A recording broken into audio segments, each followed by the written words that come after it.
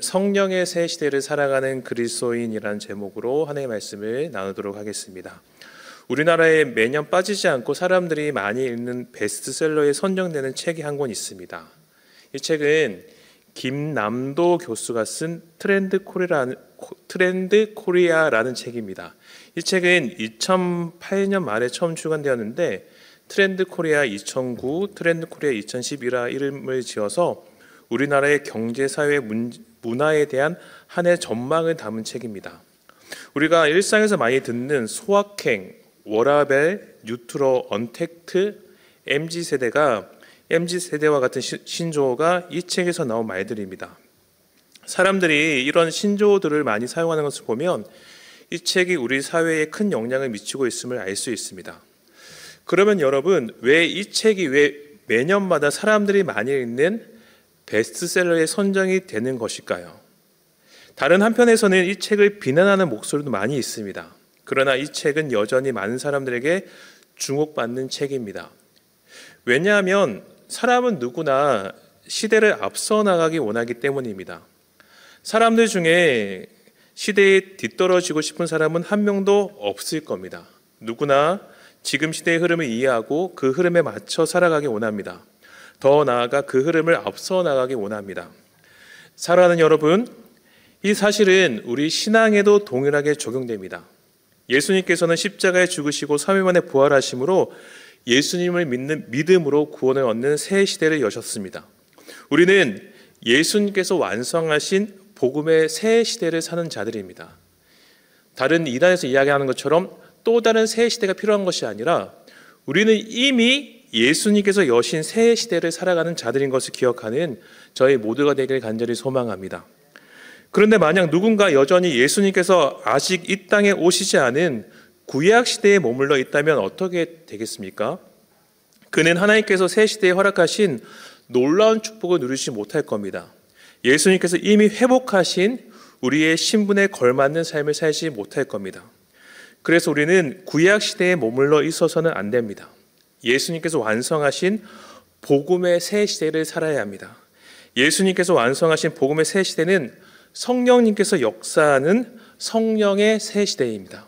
어떤 시대라고요? 성령님께서 역사하시는 성령의 새 시대입니다. 사도행전은 바로 그 성령의 새 시대 속에 펼쳐진 복음의 이야기를 우리에게 말해줍니다. 오늘 함께 읽은 본문의 이야기 속에 이미 성령의 새 시대가 시작되었는데 여전히 구약 시대에 머물러 있는 사람들이 등장합니다. 그들은 바로 사도 바울이 에베소에서 만난 어떤 제자들입니다. 성경은 그들이 12명쯤 되었다고 이야기하고 있는데 그들은 사도 바울과의 만남을 통해 구약 시대에서 벗어나 성령의 새 시대를 살아갈 수 있게 되었습니다. 여기에 모인 우리 모두도 오늘 설교를 통해서 그들처럼 성령의 새 시대를 살아갈 수 있길 간절히 소망합니다. 아볼로가 고린도 지역에 있을 때 사도 바울은 에베소 지역을 향해 갔습니다. 그가 에베소 지역으로 간 이유는 사도행전 18장 21절에 기록된 에베소 지역 성도들과의 한 약속을 지키기 위함이었습니다. 이전에 고린도 지역을 떠난 사도 바울은 에베소 지역 회당에서 유대인들에게 예수님의 복음을 전했습니다. 그때 유대인들은 사도 바울에게 조금만 더 여기에 머물면서 복음을 가르쳐 주길 청했습니다. 그러나 사도 바울은 그들의 청을 거절하고 하나님의 뜻이면 다시 오겠다고 약속했습니다. 그것이 사도행전 18장 21절 말씀입니다. 작별하여 이르되 만일 하나님의 뜻이면 너희에게 돌아오리라 하고 배를 타고 에베소를 떠나. 아멘. 에베소 지역 성도들과 약속을 지키기 위해 에베소에 다시 사도 바울은 도착했는데 그때 어떤 제자들을 만나게 되었다는 거예요. 성경은 그들을 요한의 세례만 아는 자들이었다고 말합니다. 그래서 사도 바울이 그들에게 성령으로 세례를 주어 그들이 방언도 하고 예언도 하게 되었다고 말합니다. 오순절 교회와 일부 은사주의 교회에서는 이 성경 본문을 근거 삼아서 예수님을 믿는 회심 후에 두 번째 성령을 받는 성령 세례를 받아야 한다고 주장합니다. 그러나 그들의 해석은 여러모로 오류가 있습니다. 왜냐하면 그 당시 시대는 지금처럼 성경 66권이 완성된 시기가 아니었습니다. 지금 우리가 정경으로 여기는 신약 성경이 쓰여지고 있는 시대가 바로 그 시대였습니다. 그래서 곳곳에 자신은 예수님을 믿는다고 하지만 예수님의 복음의 내용을 온전히 이해하지 못하는 사람들이 많았습니다. 에베소에 있는 제자들이 요한의 세례를 알았다는 것을 통해 그들은 세례 요한의 가르침을 따랐던 자들인 것을 우리는 알 수 있습니다. 그들은 세례 요한의 가르침을 통해서 그가 길을 준비한 그 뒤에 오실 이 땅의 구원자 메시아를 믿었습니다. 세례 요한에게 세례를 받으면서 죄를 회개하고 자신은 이제 이후에 오실 메시아가 완성한 나라에 속한 자라고 생각했습니다. 그러나 그들은 그 메시아가 예수님이라는 사실을 아직 알지 못했습니다. 예수님께서 십자가에 죽으시고 3일 만에 부활하심으로 세례 요한이 그들에게 가르쳤던 바로 그 메시아의 나라가 완성되었음을 알지 못했습니다. 또한 오순절 날 기도하는 제자들에게 성령님이 불같이 임하심으로 이제 성령님의 능력으로 그 복음의 소식이 온 세계에 전파된다는 사실을 알지 못했습니다. 사도 바울이 그들과 대화하면서 그들이 아직 예수님의 복음의 내용을 온전히 이해하지 못하고 있음을 발견했던 겁니다.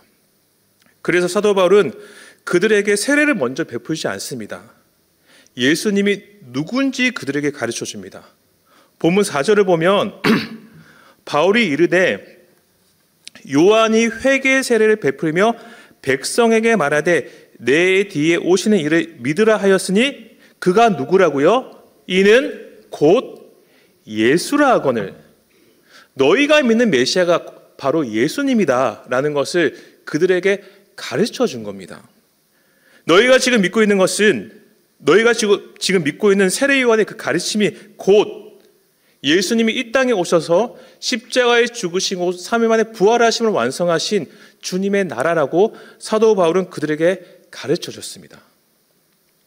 이 사실은 우리에게 동일하게 적용됩니다. 우리는 모두 예수님의 복음을 믿는 자들입니다. 그렇다고 해서 성경에 기록된 복음의 내용을 다 이해하지는 못합니다. 지금 대신방 기간인데 신방 때마다 담임 목사님께서 매일 성경을 몇 장씩 읽는지 여쭤보고 있습니다. 오늘 신방을 했는데 한 분이 매일 80장을 읽는다고 하시더라고요. 대단하죠. 여러분, 그런데 우리가 매일 80장, 100장의 성경을 읽는다고 해서 그 복음의 지식을 온전히 이해할 수 있습니까? 온전히 이해할 수 없어요. 우리의 복음에 대한 지식은 온전하지 않아서 복음이 우리에게 주는 축복을 누리지 못할 수 있습니다. 복음이 우리에게 주는 능력을 삶 속에서 사용하지 못할 수 있습니다. 우리는 복음에 대한 지식을 온전히 이해할 때 복음의 능력과 축복을 누릴 수 있습니다. 그래서 우리는 성경을 끊임없이 배워야 하는 겁니다.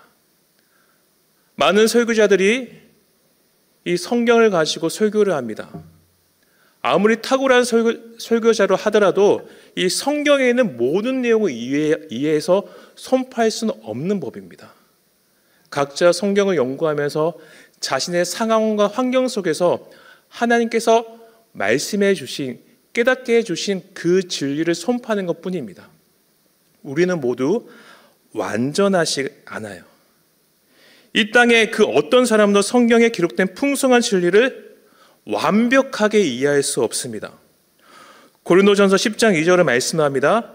그런즉 선줄로 생각하는 자는 넘어질까 조심하라. 아멘. 여러분, 교만한 자는 반드시 넘어지는 법이죠.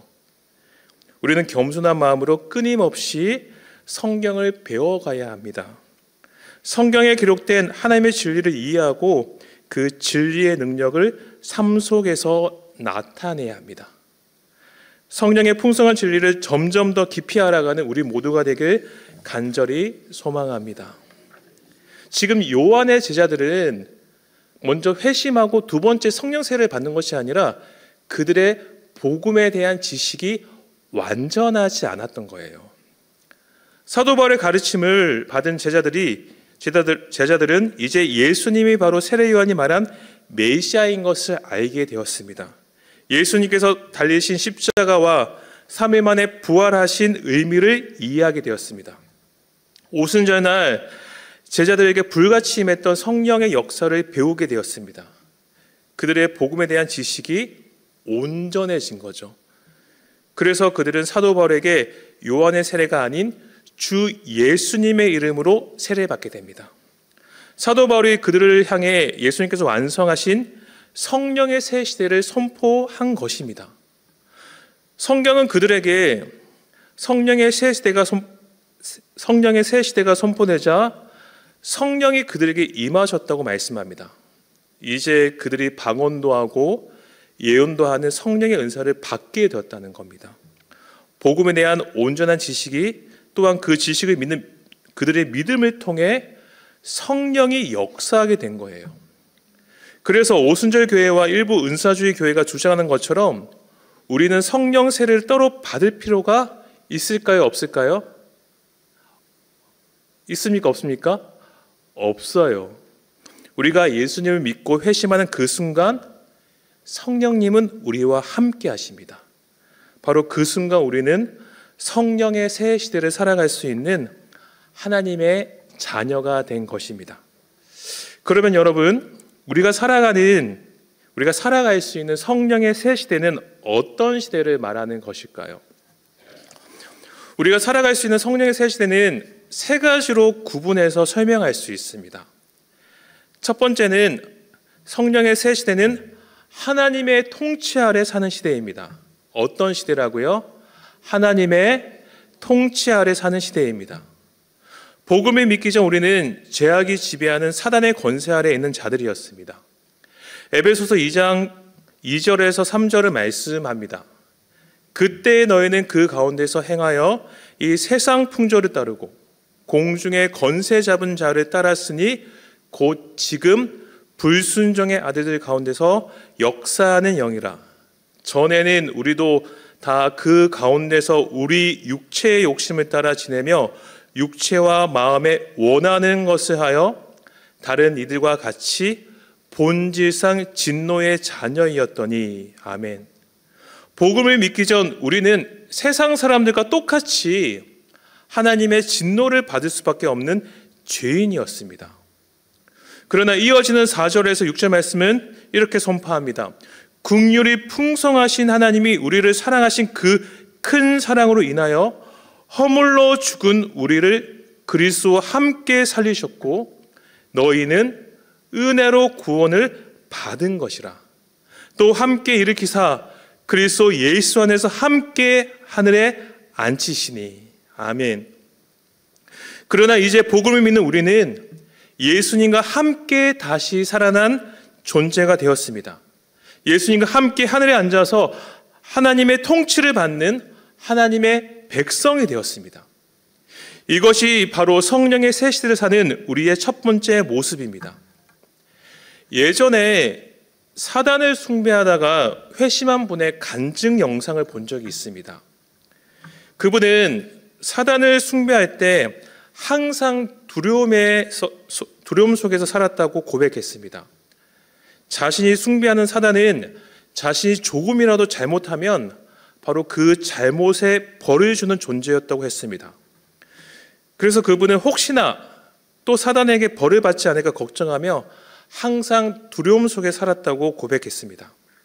그런데 예수님을 믿는 자들을 보니까 자신과 같은 두려움이 없다는 것을 그분은 보게 되었습니다.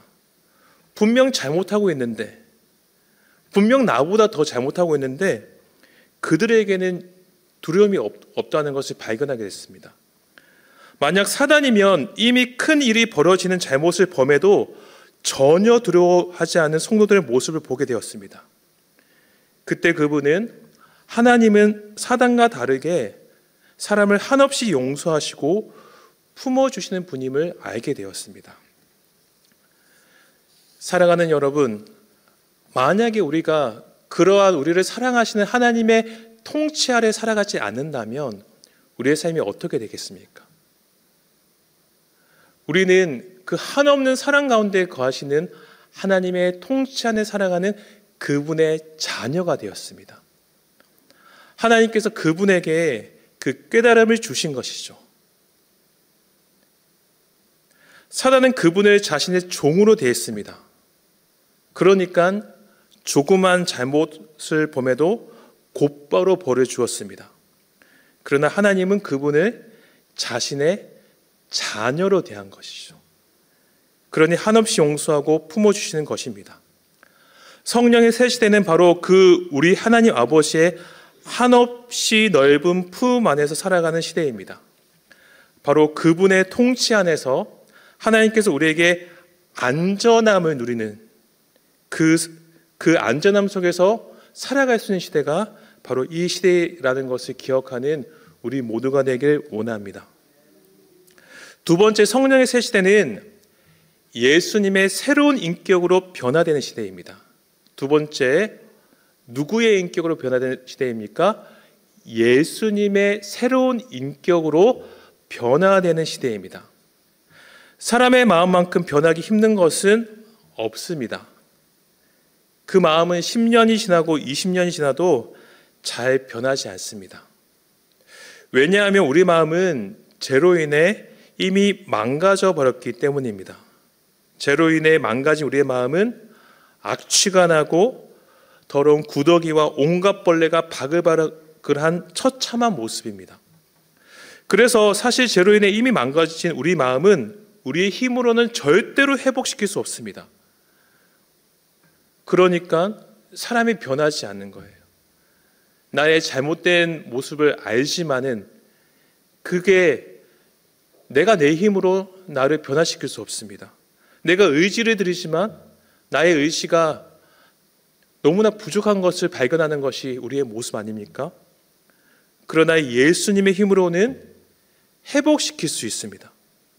예수님의 보혈이 악취가 나는 우리 마음을 깨끗이 씻어주시고 예수님의 이 구더기가 가득한 우리의 더러운 마음을 다시 정결하게 해주십니다. 온갖 벌레가 가득한 우리 마음을 양털같이 순결한 마음으로 다시 회복시켜 주십니다. 그러므로 우리가 살아가는 성령의 새 시대는 죄악으로 가득 찬 우리의 이전 인격이 아닌 온전히 회복된 예수님의 새로운 인격으로 변화되는 시대입니다. 예수님을 믿으면 이전에는 전혀 불편하지 않았던 것이 불편해집니다. 대수롭지 않게 술을 마시던 사람이 술 마시는 것이 양심에 걸리기 시작합니다. 다른 사람에게 아무렇지 않게 거짓말하던 사람이 정직한 말을 하게 됩니다. 왜냐하면 그 사람의 마음이 예수님의 새로운 인격으로 변화되었기 때문입니다. 그래서 성령 충만하다고 얘기하면서 기도를 많이 한다고 얘기하면서 자신의 인격의 변화가 전혀 없는 사람은 한번 자기 자신을 점검해 봐야 됩니다. 정말 성령에 충만한 사람은 인격이 변하지 않을 수가 없습니다. 나의 양심이 살아 숨쉴 수밖에 없는 겁니다. 여전히 다른 사람에게 상처를 주고 여전히 다른 사람에게 아픈 말을 하면서 나는 성령 충만하다고 이야기할 수 없는 법입니다. 마지막 세 번째로 성령의 새 시대는 성령님의 새로운 능력으로 사는 시대입니다. 어떤 능력으로 사는 시대입니까? 성령님의 새로운 능력으로 사는 시대입니다. 예수님의 새로운 인격으로 변화된 성도는 이제 성령의 새로운 능력으로 살 수 있습니다. 이것을 보통 우리는 성령 충만이라고 말합니다.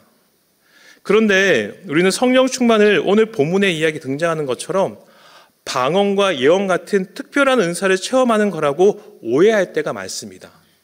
성령 충만해야지 방언할 수 있고 성령 충만해야지 누군가를 치유할 수 있고 그렇게 생각할 때가 많습니다. 물론 방언과 예언 같은 특별한 은사를 체험하는 것도 성령 충만입니다. 그러나 성령 충만이 그것만을 이야기하는 것은 아닙니다.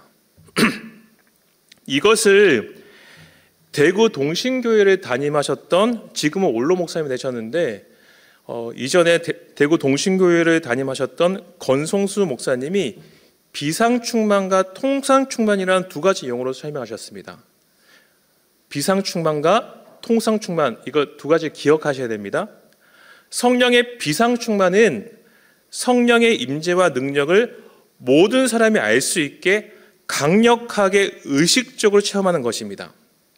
그래서 이 비상충만은 비에 비유하자면 소낙비와 같습니다. 성령의 비상충만은 어느 순간 획기적으로 일어납니다.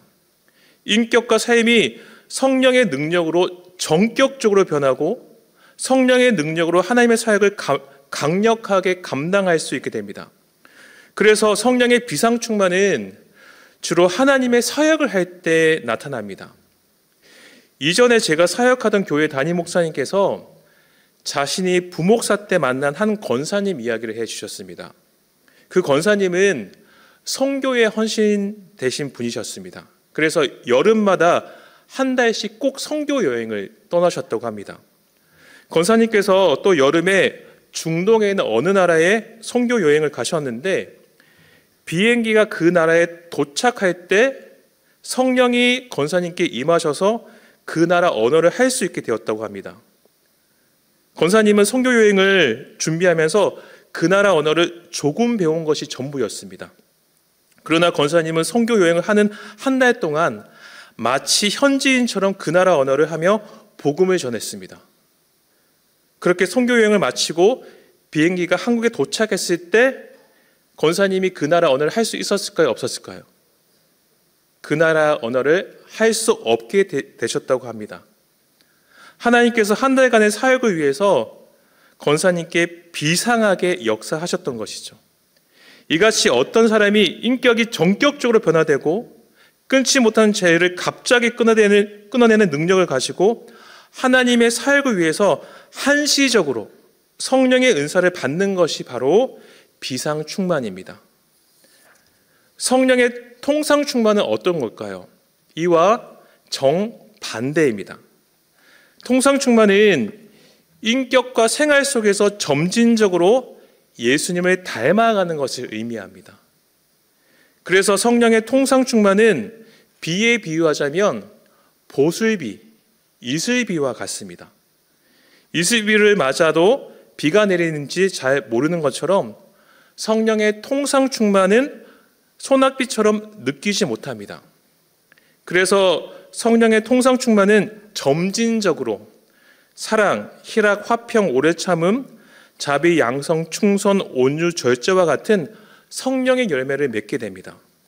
성령의 통상충만은 우리가 일상 속에서 맺는 부부관계나 자녀의 관계, 직장 동료와의 관계, 성도들과의 관계가 하나님의 뜻대로 이루어지게 해줍니다. 그래서 성령의 통상충만은 우리가 날마다 매 순간 예수 그리스도를 닮아가는 성화의 과정에서 일어나게 됩니다. 곧 제가 두 번째로 말씀드렸던 것처럼 우리가 예수님의 새로운 인격으로 변화되는 것이 성령의 통상충만 속에서 일어나는 것입니다. 이같이 우리는 성령의 통상충만과 비상충만을 통해 성령의 능력으로 하나님의 나라를 확장해 갈 수 있습니다. 이것이 바로 성령의 능력으로 사는 성령의 새 시대의 모습입니다. 제가 세 가지를 말씀드렸습니다. 첫 번째가 무엇입니까? 하나님의 통치 아래 사는 시대입니다. 두 번째로 예수님의 새로운 인격으로 변화된 시대입니다. 세 번째, 성령의 새로운 능력으로 사는 시대가 바로 우리 그리스도인들이 사는 성령의 새 시대인 것을 기억하는 우리 모두가 되길 간절히 기도합니다. 예수님께서 마태복음 9장 17절에서 이렇게 말씀하셨습니다. 새 포도주를 낡은 가죽 부대에 넣지 아니하나니 그렇게 하면 부대가 터져 포도주도 쏟아지고 부대도 버리게 됨이라. 새 포도주는 새 부대에 넣어야 둘이 다 보존되느니라. 아멘. 예수님을 믿고 새로운 존재가 되는 우리가 이전의 구약 시대의 모습으로 살아갈 수는 없는 법입니다. 새 포도주를 낡은 가죽 부대에 넣을 수는 없습니다. 새 포도주는 새 부대에 넣어야 합니다. 예수님을 믿고 새로운 존재가 된 우리는 이제 성령의 새 시대의 모습으로 살아가야 합니다. 예수님께서 말씀하신 이 비유에서 새 포도주를 새 부대에 넣어야 되는 이유는 새 포도주는 발효가 되어서 계속 팽창한다고 합니다. 그래서 만약에 이미 낡은 가죽 부대에 새 포도주를 넣으면 팽창하는 포도주를 버티지 못하고 터져버린다고 합니다. 새 포도주는 새 부대에 넣을 때 새 부대가 발효되어 팽창하는 새 포도주와 같이 팽창하면서 포도주가 온전히 보존된다고 합니다. 예수님께서 시작하신 성령의 새 시대는 이 새 포도주와 같이 확장되는 특성이 있습니다. 그리고 그 확장은 우리가 성령의 새 시대를 살아가는 모습이 있을 때 이루어질 수 있다는 겁니다. 사랑하는 여러분, 이 설교가 끝나면 이제 우리는 내일부터 우리에게 주어진 일상을 살아가게 될 것입니다. 내게 주어진 바로 그 일상 속에서 하나님의 통치 아래 살아가는 우리가 되길 원합니다. 예수님의 새로운 인격으로 변화되는 우리가 되길 기도합니다. 성령의 새로운 능력으로 살아가는 우리가 되길 소망합니다. 하나님께서 우리의 바로 그 삶을 통해 이 땅에 자신의 나라를 확장시켜 나가실 겁니다. 새 포도주가 발효되면서 팽창하는 것처럼 우리의 삶의 모습이 새 부대가 되어서 그 팽창하는 주님의 나라를 감당할 수 있게 되는 겁니다. 오늘 말씀을 가슴에 새기고 성령의 새 시대를 살아가는 우리 모두가 되길 간절히 소망합니다.